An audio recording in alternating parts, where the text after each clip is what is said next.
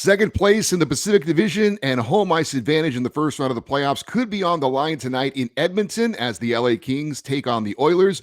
Brett Holden of Locked On Oilers joins me in just a second as we talk about this big game and a potential rematch in the playoffs on a special crossover edition of Locked On LA Kings and Locked On Oilers. Hey, everybody, I'm Eddie Garcia, your host of Locked On LA Kings. Thanks for joining us for this special edition of Locked On LA Kings and Locked On Oilers. We are both a part of the Locked On Podcast Network, your team every day. Thank you for making Locked On LA Kings and Locked On Oilers your first listen every day. We are free and available wherever you get your podcasts and on YouTube. And please like and subscribe if you are enjoying this content. I am Eddie Garcia. I am your host of Locked On LA Kings. Tonight is one of the more highly anticipated games of the season for the LA Kings, who are in Edmonton to face the Oilers. And joining us to talk about this is my Locked On brother, Brett Holden, host of Locked On Oilers. You can follow him on Twitter at @TheRealHolden40. Hey, Brett, how you doing today, buddy? Not too bad. How about yourself? I'm excited about this game tonight, and I definitely want to ask you, in oil country, what's the excitement level for this game tonight? It is big. It is really big, especially coming off that big win against Vegas. It was not a tough weekend, but the Edmonton Oilers came off a tough loss against the Vegas Golden Knights at home, and things were kind of going, oh, man, if we're playing contenders and this is what's going on, and then they play against the Coyotes and a little bit of a stinker there. Then the Oilers put up a pretty good win in Vegas, and everything's a little higher today. You know, the Oilers have been allowing a couple more goals than usual, which I'm sure we'll talk a little bit about too. But tonight is really another test, and what Liam Harobin from Oilers Nation put it as for this game is this has been exam week for the Oilers, and this is the final test. And it feels like this is truly the final test for the Oilers tonight heading into the playoffs. Well, just a little roadmap as far as how this show is going to go, because it is a shared episode. First half of the show, I'll be asking you about the Oilers. Second half of the show, you'll be asking me about the Kings. In the third period, we'll discuss a potential rematch between the two teams in the first round of the playoffs. But I don't really need to tell anybody this, but I'm going to do it anyway. Why is this a big game tonight? Well, look at the Pacific Division standings. The LA Kings are in second place, which is 1 point up on the Oilers. Kings with 96 points, Edmonton with 95. Now, the Kings do have a game in hand on the Oilers. They've played 74 games, Edmonton 75. LA wins. They keep the hold on second place and potentially have home ice advantage in the first round of the playoffs. At least that's the way it would be if the playoffs ended today, which of course they don't. For Edmonton, if they win, they take over second place and again would move into that position for home ice. Now, this is the third of 4 meetings this season for the Kings and Oilers. Kings are 2-0 against Edmonton so far this season. First meeting was November the 16th, a 3-1 win for the Kings. The second meeting was January 9th, a 6-3 win for the Kings. And there is the one head-to-head matchup coming up next Tuesday in LA. But I think the thing that jumps out to me, other than that the Kings have won both meetings so far, is that Connor McDavid has 1 goal. Leon Draisaitl, no points in those 2 matchups so far. And the Oilers' power play, which we're going to talk more about in a second, is 0 for 7 against the LA Kings. Now, those meetings were a while ago. Both teams have had made moves at the deadline. They're a little bit different, but any thoughts on those previous meetings, Brett, or anything that you remember from those games that you think may kind of follow through for tonight, or things that need to change other than the final score for you guys? But your thoughts on those 2 meetings earlier this year? Yeah, 100%. And you bring up a really good point with the fact that Connor McDavid and Leon Draisaitl weren't on the score sheet or really in most of those games, and especially going into the playoffs, everybody is around Edmonton is going, oh, you're playing Deneau and you're playing Kopitar. They know how to shut down players, especially Connor McDavid and Leon Draisaitl, which we have seen. But what I remember from the Los Angeles Kings game, the last time these two teams played, is that has been kind of a turning point for the Edmonton Oilers. In that game, you probably remember, yes, Puljujärvi dropped the gloves in the first period, who's no longer an Oiler, unfortunately. That is my Bison King, but we move on. Puljujärvi fought in that game, and then in the third period, we got Clean Costin fighting in the third period as well, and we ended up with Sean Durzi and Zach Hyman as well, and that was kind of when you realize that this was kind of a tighter group than we really realized in Edmonton. A lot of the tr- flack, I guess, for the Oilers before that had been the Edmonton Oilers aren't that tough. You don't see them really fight. I don't think they'd even maybe had one fight before that, maybe two, and they were both clean Costins. So it really made an example of how the Edmonton Oilers can play. And if the Edmonton Oilers are losing, they're not going to go down quietly. And it kind of made the impression that they have a lot of different dimensions to this team. They ended up making a couple of really good acquisitions at the deadline as well. And this Edmonton Oilers team is going to be a very different team than what the Los Angeles Kings faced off against earlier this year. Well, there is some big news today involving the LA Kings. The announcement was made that it will be Jonas Korpisalo starting in net for the Kings. And the reason why that is a big deal is that since he was acquired from Columbus at the trade deadline, he and Phoenix Copley had alternated starts every game. Now, on Tuesday, the Kings lost in Calgary to the Flames 2-1. Korpisalo started that game. We thought it was going to be Phoenix Copley, but it's not. So the Kings may have tip their hand a bit as far as how this will go down the stretch and into the playoffs. There's one injury note involving the Kings. Gabe Vilardi, who is having a career year for LA, really has blossomed this year, 23 goals in the season. He is out with an upper body injury. Is there any Oilers news today or any recent injury news for the Oilers going into this game? Stuart Skinner will be getting the start for the Oilers, so no former King Jack Campbell in the net for the Oilers, and I'm sure Oilers fans are rejoicing today. But the Edmonton Oilers, it sounds like, will be going with an 11-7 lineup with Devon Shore probably dropping out and Philip Former Broberg King. drawing in. Yeah, Broberg drawing in. But the Edmonton Oilers have had Ryan McLeod skating recently in practice, which has been nice because he's missed the last couple of weeks with an injury. He is out of a non-contact jersey, but it's not suspected that he will play in this game probably by the end of the week. Hopefully, he was skating in the bottom six, but that would be a big acquisition for the Oilers or a big addition to the Edmonton Oilers lineup here as well. But nothing really expected to change from the last game against the Vegas Golden Knights, and I think the idea will be with the defensive game in mind. You take away the extra defensive skater or defensive forward, I guess, and add that extra defenseman and let Connor and Leon play wherever they really want, really. Well, both the Kings and Oilers have been very, very good in the month of March. Matter of fact, no one's been better than the Oilers, 11-2-1. They have the most points in the NHL this month with 23. They're tied with Vegas for the most wins. Are the Oilers playing their best hockey of the season right now? Yes and no. The Edmonton Oilers are finding ways to win games, and they're showing that as they're doing that as a team. They're able to move and beat teams in any way possible, which is really good to see going into playoffs because that's how you win games. You're not going to be a one-dimensional team just winning either blowouts or winning games because you have possession of the entire game or you have a really strong defensive game. The Edmonton Oilers are finding different ways to win. The issue is consecutively, if off the top of my head, in the last four straight games, the Edmonton Oilers have allowed 4 goals or more. Not a great formula to win hockey games, especially when it comes to playoff games. Now, if there is any team in the NHL who can outscore their defensive issues, it's probably the guy with 143 points.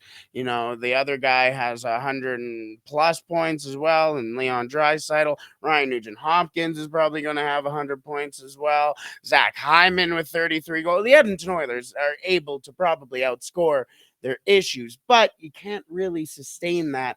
Matthias Ekholm has really helped with that recently and has really shored up even Evan Bouchard as well. Nick Bukestad has been a great addition, but the Edmonton Oilers have found ways to win games, but as soon as they find their defensive footing, that is when the Edmonton Oilers will be playing their best hockey.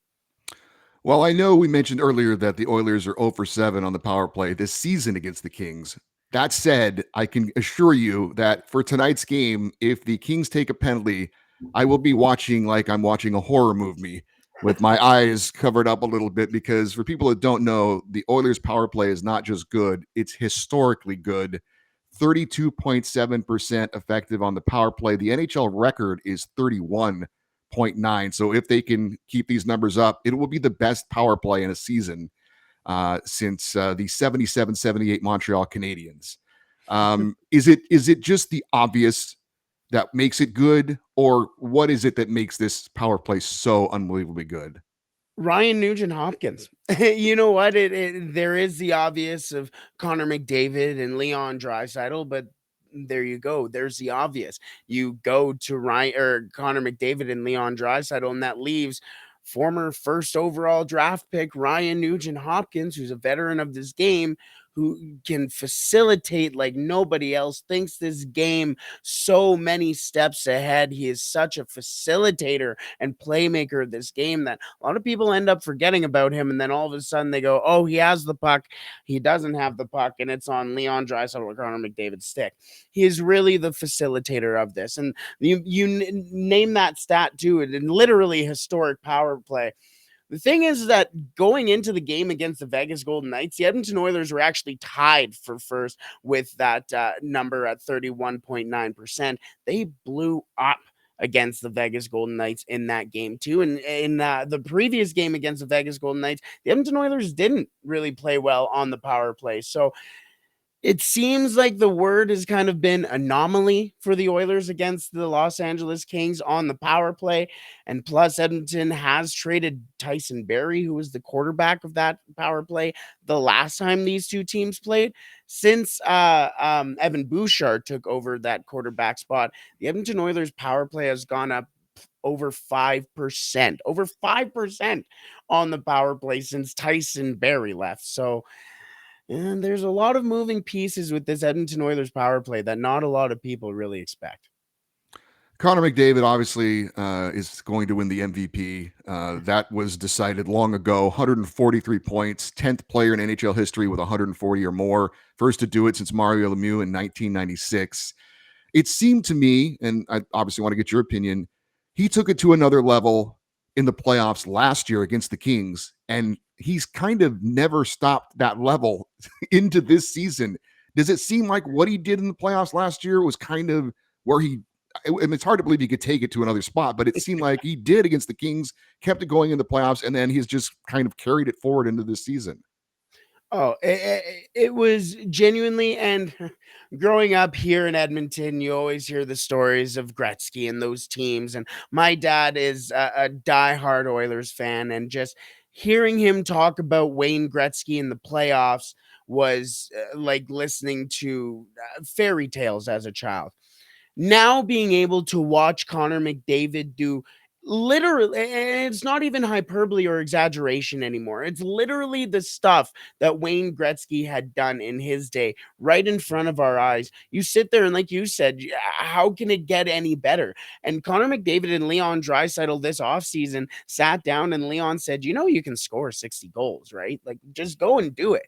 And he did it, and he did it in less time than Austin Matthews last year as well. It seems like maybe it was that it seemed like last year's playoffs were different for the Oilers from the get-go. They were always a different team. They had everything together. And it seems like since then, Connor McDavid, it's almost even since that game 7. You may remember when him and he came in and absolutely rocked Sean Dursey on the first shift of the game. And everyone went, "Oh my goodness. Connor McDavid's like into it. He's legit, and he can really influence not only the game but his team as well." It's scary to think that he can get any better, but he's what, only 26? Yeah, it is scary, that's for sure.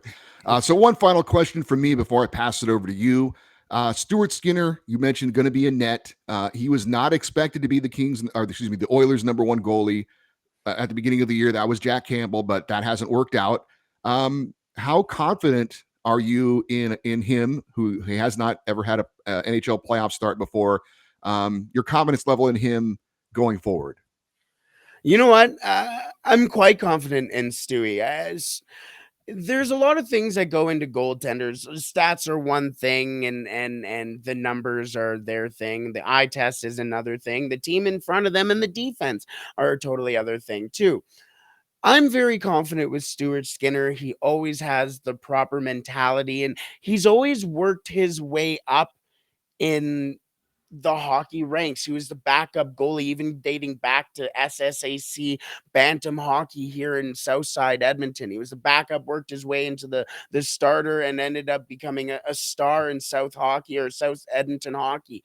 Then ended up with the Lethbridge Hurricanes, worked his way as the backup, starting goaltender there, went into the ECHL, started as the backup in Bakersfield, then became the starter, and now he's here. It's always been step by step by step by step, and there's never really been a stage that has really thrown Stuart Skinner off of his game. And he's very, he talks about, he reads a lot off ice, and he talks about reading about stoicism and being very stoic, and you can kind of see it in his game. Maybe it's because the Edmonton Oilers have a very good history of anything but stoic goaltenders in the net. Even Jack Campbell, his partner, is anything but stoic. Mike Smith, Mikko Koskinen, Cam Talbot, we can go on, but it's a very calming presence that you can have back there for a goaltender who is only expected to start maybe 30 games this year. So, you know what? All-star goaltender, which is not saying much with the Pacific Division goaltenders, but I do think that I'm very confident with Stuart Skinner going into the playoffs. All right. So I've had my chance to ask Brett some questions. We're going to turn it over to him in just a second to talk to ask me about the LA Kings. But first, we need to let you know that today's episode of Locked On Kings and Locked On Oilers is brought to you by our friends over at FanDuel. This NBA season is winding down, and now is the perfect time to download FanDuel, America's #1 sportsbook, because new customers get a no-sweat first bet up to $1,000. That's a bonus bet back if your first bet doesn't win. Just download the FanDuel Sportsbook app. It's safe, secure, and super easy to use. Then you can bet on everything from the money line to points scored to three-pointers made. Plus, FanDuel even lets you combine your bets for a chance at a bigger payout with a same-game parlay. So don't miss your chance to get your no-sweat first bet up to $1,000 in bonus bets when you go to FanDuel.com/locked-on.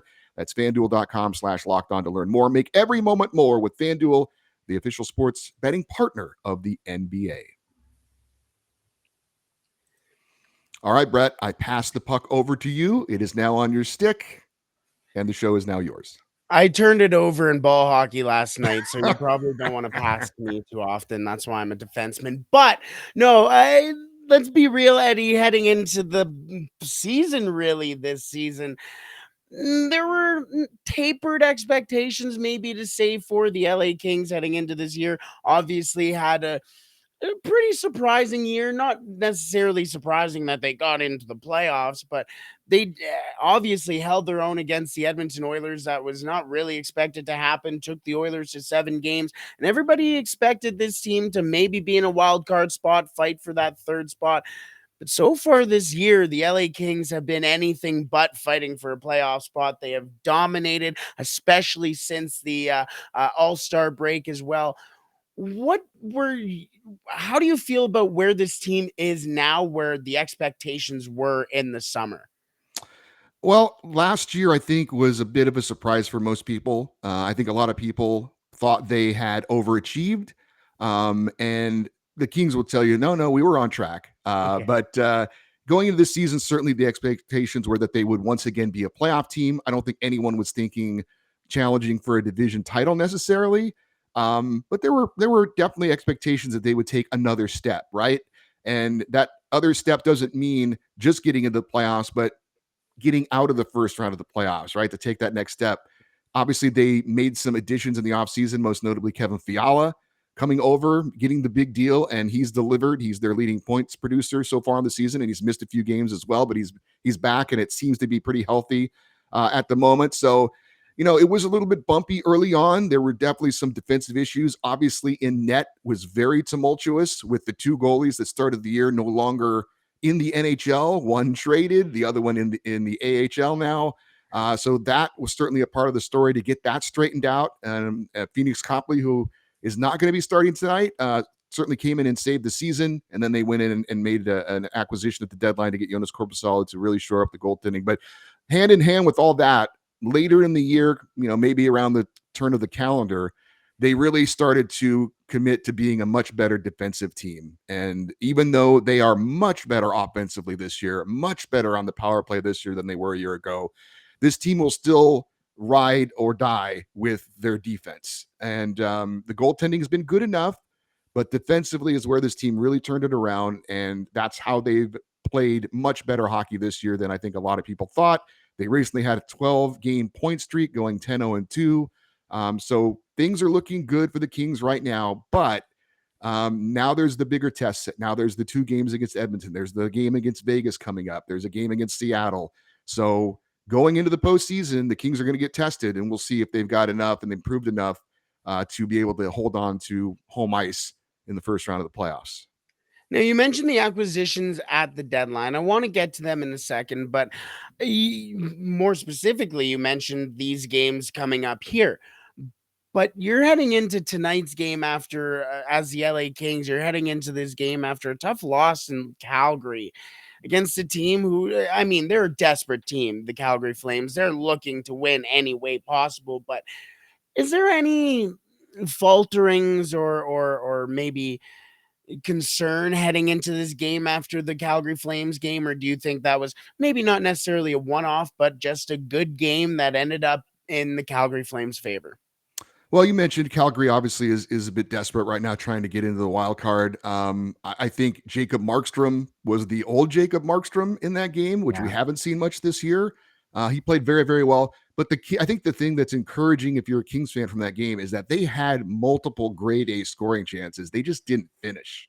It was just one of those games that, for whatever reason, either Markstrom made a great save or they, just shot it wide trying to get a corner. So it would be a different feel, I think, if they didn't have those opportunities. It just kind of felt like it was one of those nights where either the goalie made a save or they just were off a little bit. But the scoring chances were there, especially in the first and second period. Third period kind of bogged down a little bit. So I don't think that game is going to be, too much of a hangover or a concern. I think the thing for Kings fans is, and I asked this on an episode recently after, when they went on that run where they had points in 12 straight games, are the Kings now an elite team? When you go on a streak of, it was a franchise record, by the way, a 12-game point streak. When you go on a streak like that, you're not just asking, are you a good team? You're obviously good, but how good are you? And I think the consensus was, no, this is not an elite team yet because they haven't beaten any of the top teams in the NHL. They had beaten some good teams, your Nashvilles, your Washingtons, Winnipeg, not bad teams, but certainly not the elite teams. And even though Edmonton is slightly below the Kings in the standings, I feel like they're taking on obviously an elite scoring team tonight, certainly elite talent tonight. So I think this is going to be a bigger test. And then the other game coming up in LA against the Oilers, the game against Vegas, Seattle, like I said, now we're getting those bigger tests to hopefully get kind of battle tested going into the playoffs. Now, let's go to those new acquisitions at the deadline. I mean, Gavrikov and Korpisalo, the addition there, but you also had to send off a player beloved in Los Angeles for everything he has brought to the Kings organization in Jonathan Quick. I mean, we have seen now the fruits of said labor, but that must not have been an easy deal in any sense of the term at all, right? No, there's no doubt. It was shocking. Mhm. And he wasn't playing well. I know he's stepped up his game a bit in Vegas, but he was not playing well. He had lost his starting job. So from a hockey standpoint, you could understand it, but from an emotional standpoint, from the fans, for all he's done, greatest goalie in Kings history, put him on his back pretty much for the first Stanley Cup in franchise history. It was still a shock. It was a shock to the team as well. And but I think honestly, the proof is in the pudding. Since that trade, and there were some people saying, "Oh no, this is going to mess with the room." Players are going to be mad at the organization for not showing loyalty to a legend. Well, they've played amazing since the trade. I don't know. Obviously, the additions have been a big part of that, right? They addressed their 2 biggest needs in one trade. They needed to shore up the goaltending, and they needed a left shot defenseman to kind of straighten out the defensive pairings. And it's exactly what's happened. So, was it difficult? Yes. Is there a certain segment of the fan base that's still probably bitter about it? Yeah, There are, but I think in the end, we all know, that this was something that had to be done as far as helping the team get better. And it's just, the thing that's made it really hard, though, Brett, is as you can understand, is that if he had stayed with Columbus, we'd all be thrilled, win every game. But going to Vegas and helping them right now with that goalie situation they have has made it a little bit more difficult for sure. 100%. Yeah, no kidding. I've been to a couple of Kings Knights games, and those are some pretty intense games, let's just say. So I can understand the little bit of bitterness there for sure. Defense, though, this is a team that prides themselves on defense, and it makes sense taking a look at their defensive core. Mikey Anderson, I think we all know my um, preferences on Mikey Anderson, but a very strong defensive player in his own right. Drew Doughty, a healthy Drew Doughty right now. Sean Dursey, Alex Edler, you mentioned or we mentioned, I guess, the addition of Vladislav Gavrikov. We can go on and on with some of these guys who are playing for the Kings defensemen, or defense, I guess. But what do you really see the success in the defensive game here, and where do you think that, because this is going to be offense versus defense, the Oilers versus the Kings in this game and potentially series that we see in the playoffs? What do you see the real success is for this team? And it's not, again, not only their defensemen. We mentioned guys like Deneau and Kopitar and defensive suppression type forwards as well, but where do you see all of that real success coming from in your own end? Well, it's certainly a team effort. It's not, they're the Kings to be successful are going to have to play good team defense. Certainly, it's not just on the blue liners. But when we saw earlier in the year, things got a lot looser for the LA Kings, and they were giving up grade A scoring chances. And then they, Todd McClellan, the head coach, basically told them, you guys have to decide what kind of team you want to be. Are we going to be a team that's going to just try and outscore our issues, or are we going to be a team that plays the right way? Because I think if we play the right way, we're going to go where we want to go. But if we don't, I don't know what we're going to be. And it was kind of an interesting way of putting it, where the coach was pretty much putting it on them. What are you guys going to do? I'm not gonna tell you what you have to do. It's up to you. You have to do it. And it was like, wow, shouldn't he be telling them what to do, not just leaving it in their hands? But ultimately, he's right. The guys on the ice are the ones who have to get it done. So the second half of the season, more commitment to blocking shots, things that you need to do in the playoffs to have success. But it's a total team defensive effort. And if that's, if the King, they played a game the other night against St. Louis, and it was 7-6, and it was just a reversion to and they won the game, but it was just they throwback to all those issues they had earlier in the year. And I think that was a little bit of a wake up call to say, hey guys, we're not going back to that. We got it. When we've had the success, it's playing as a 5-man unit defensively, taking away passing lanes, getting in the shooting lanes and blocking shots, letting our goaltenders see it, clearing out the rebounds, just all that basic stuff. We can't trade, chance for chance. Even though we won, that's just not the way we're not gonna have any success in the playoffs playing like that. So hopefully that game was a wake up call. They did revert back to a better defensive game against the Flames, but it's going to have to be at another level, obviously, tonight against the Oilers. My last question before we head into the final segment here, the final period, I like to call it. But my final question here is, for me, with the Edmonton Oilers, I'm taking a look at the entire playoff window or playoff picture and the teams that are in the playoffs right now. And I go, I'm not really scared of many of these teams in the playoffs. I don't know. I'm just, for the Edmonton Oilers standpoint, I'm really not. The team that always comes up is the Colorado Avalanche. You go, you're not scared of the defending Stanley Cup champions?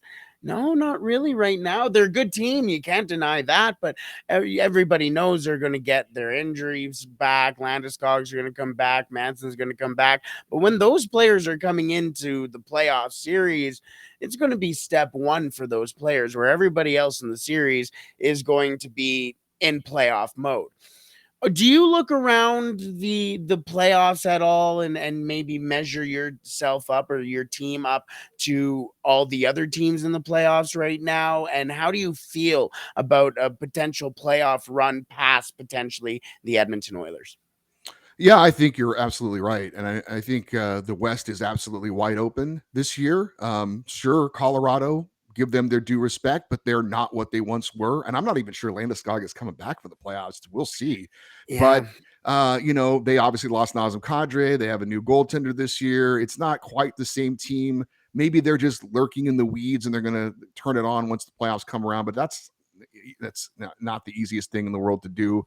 I mean, all due respect, Dallas. I mean, no, do I fear the Stars? No, they've got some good players, but Minnesota's playing some solid hockey. But do you fear them? No, I think the Kings can be competitive in any series they play against any of the teams in the West. Doesn't mean they're going to win it, but I think that I'm not like you said. I think the key word is: do you fear any of these other teams? Not really. I think if I was going to pick one, it would probably be the Oilers because of Connor McDavid and Leon Draisaitl, and because of that power play. I do fear those two players, and I fear that power play. But on the yeah, whole, I don't know that I would be shocked, even if, well, I guess Winnipeg, if they won the West, I'd be pretty shocked by that. yeah, But really, like, Seattle, I wouldn't be stunned if they yeah. made it out of the West.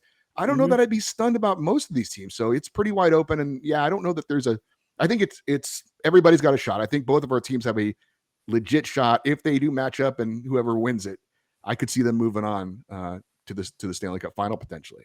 Oh, the beauty of our NHL playoffs, eh? It's the best time of the year, that's for sure, and can't wait to get to it.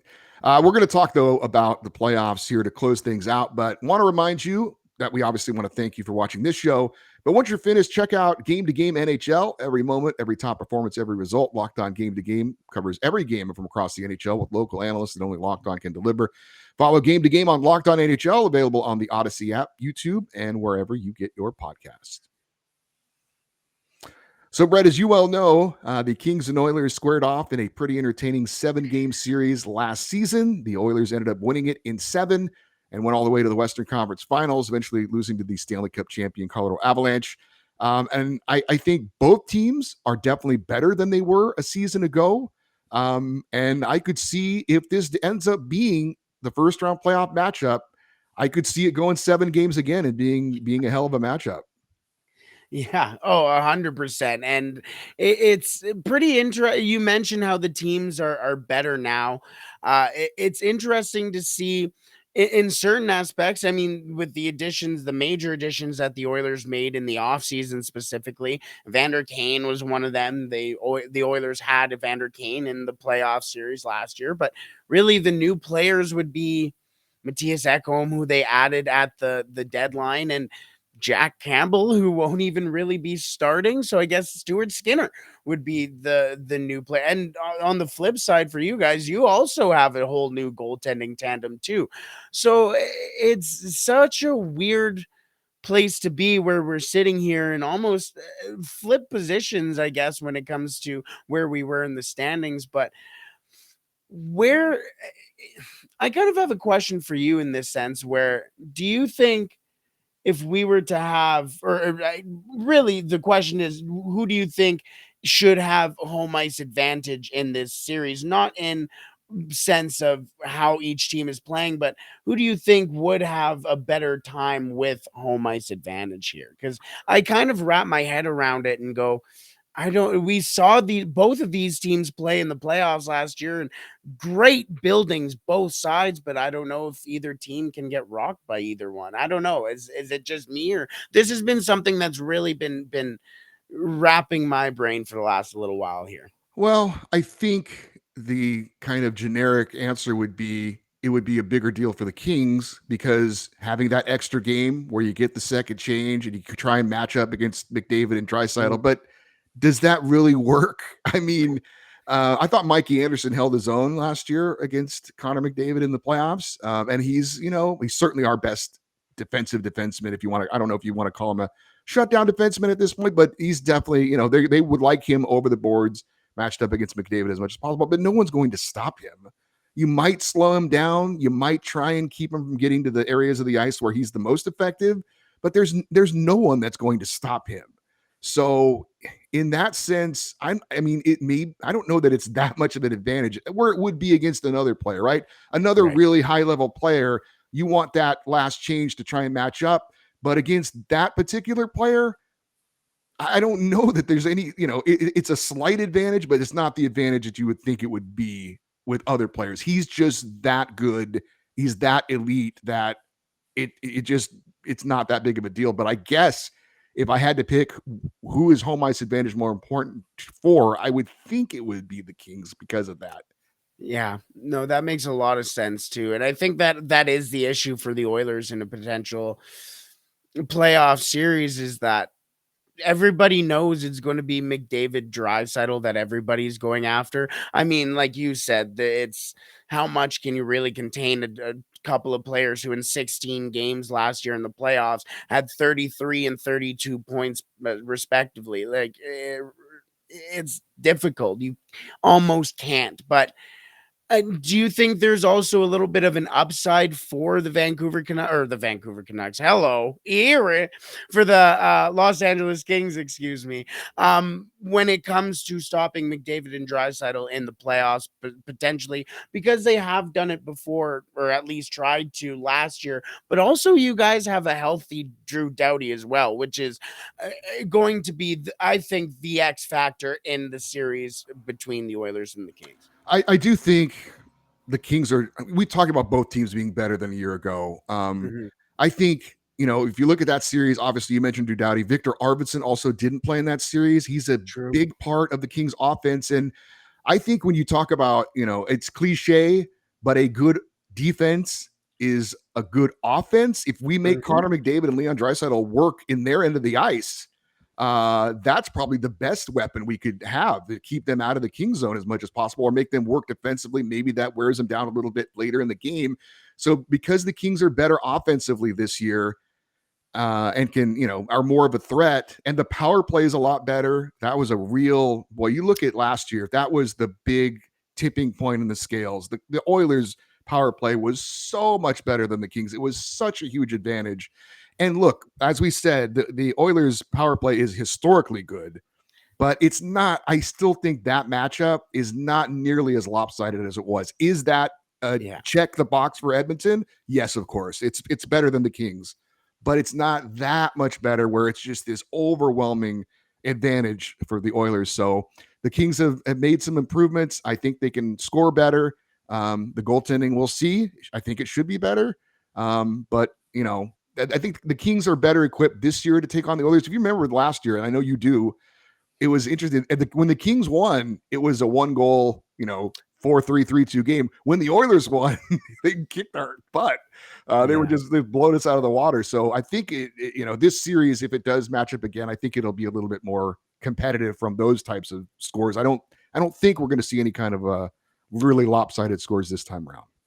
Now, your team and going into playoffs too, let's talk about the forwards here, where the youth have kind of stepped up too. We've talked about the Kopitar, we talked about Dino. We haven't even talked about really Kempe as well either, but how about like Quinton Byfield as well, who's been having a really good year? I'm looking at your lines now, or the lines from the last game, and Byfield was slated on the top line, which has been great to see the development and eventually into his game too. But even Rasmus Kupari, I love Arthur Kaliev. I don't know what it is, but I just love that kid. It may be his mean face that's always skating around there, but I love Arthur Kaliev too. You guys have really fun young players to me, but do you think we saw Kaliev in the playoffs as well last year with the Kings too? But how do you feel about their development in the playoffs or heading into the playoffs there, especially going against?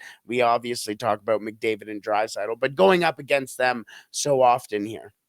I think Byfield is certainly the one that is Yeah, the most interesting because he's played center his whole life.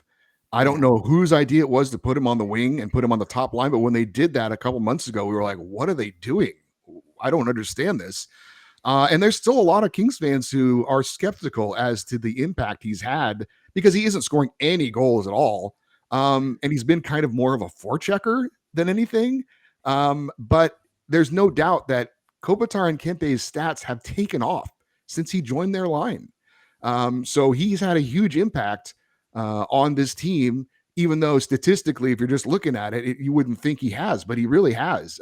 So it's great to see him doing something positive to impact this team, even though those numbers aren't there. That everybody would like to see them, but he's certainly playing a very key role, and it's going to be interesting to see how he kind of assumes that role going forward into the playoffs when obviously everything gets ratcheted up a lot higher. And real quick, Arthur Kaliev has been a bit of an enigma for the Kings. He's second on the team in power play goals. He's their top player on the second power play unit, but Todd McClellan has not been playing him at all lately. Yeah. And we're all wondering why. What's the issue going on there? He did play against Calgary. We'll see if I don't know if he's playing tonight or not because it's been kind of a rotating door on that fourth line on the right wing.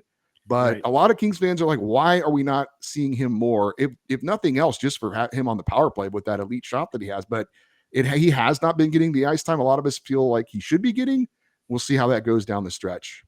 Yeah, that whole situation to me, since he came into the league, has really been interesting to me because you mentioned his power play prowess is like elite when it comes to almost anyone in the NHL. And he sits there, and you mentioned his shot. Yeah, I don't know. I've always loved Kaliev here, but aren't we gonna have such a great series? Well, I'm we'll putting it see. into, yeah, just hoping, putting our fingers, crossing our fingers, but we're gonna have such a good series, eh? Well, it should be a great game tonight, and obviously the Yes. rematch in LA coming up. Looking forward to that one as well. Brett, we could go on forever, but we can't. We have to wrap it up and leave it there. If you guys want to follow Brett on Twitter, he is at the Real Holden 40, and of course you can find him on wherever you get your podcasts and on YouTube with the Locked On Oilers show. Brett, it was great to have you. Appreciate it. I know we're trying to work on a Pacific Division roundtable show again that we had from earlier in the year, so hopefully we'll talk to you then.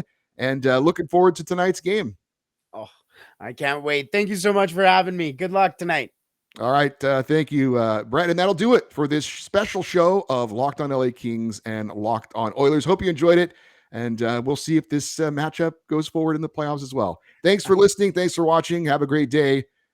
He'll say, go Oilers, go. I'll say, go Kings, go. And we'll talk to you next time.